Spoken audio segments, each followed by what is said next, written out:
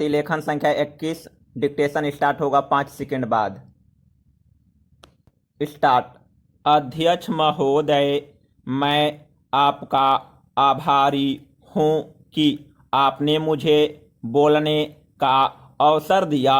इस देश के वर्तमान भारी संकट के समय में और विशेष रूप से उस समय जबकि हम लड़ाई से अभी निवृत्त हुए हैं और आकाश में लड़ाई के बादल दूसरी तरफ से आने शुरू हुए हैं। हमारे वित्त मंत्री ने जो बजट पेश किया है वे इसके लिए बधाई के पात्र हैं। Paragraph change.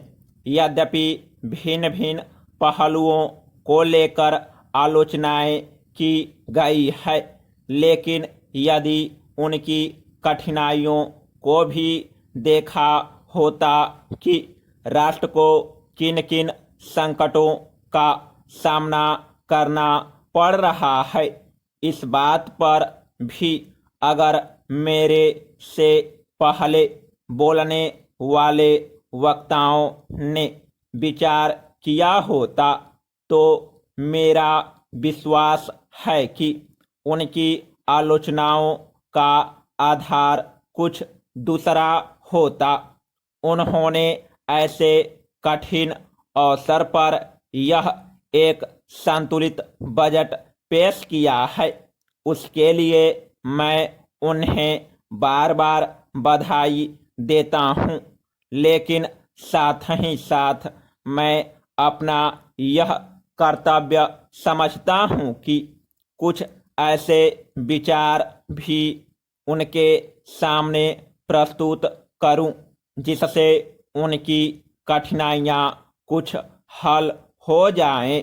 उदाहरण के रूप में विगत 2 वर्षों में लेखा जोखा कमेटी में बैठने के समय मुझे ऐसा अनुभव हुआ है कि इस देश में 2-3 इस प्रकार की त्रुटियां मौजूद हैं जिनको दूर करने के लिए, जिनकी जांच करने के लिए यदि कोई एक कमेटी या आयोग बिठा दिया जाए तो राष्ट्र को, राष्ट्र की सरकार को, राष्ट्र के विकास कार्यों को और राष्ट्र की रक्षा व्यवस्था के लिए करोड़ों नहीं अरबों की व्यवस्था फौरन हो सकती है।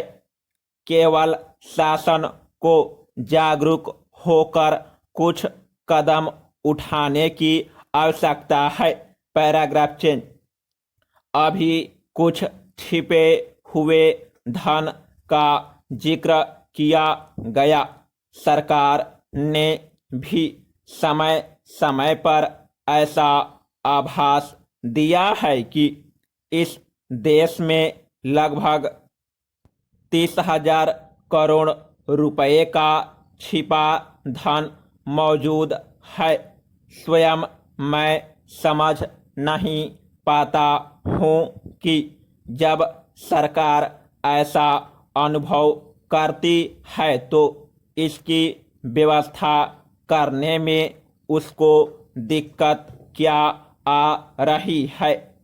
ऐसा मालूम होता है कि कहीं इच्छा शक्ति की कमी है।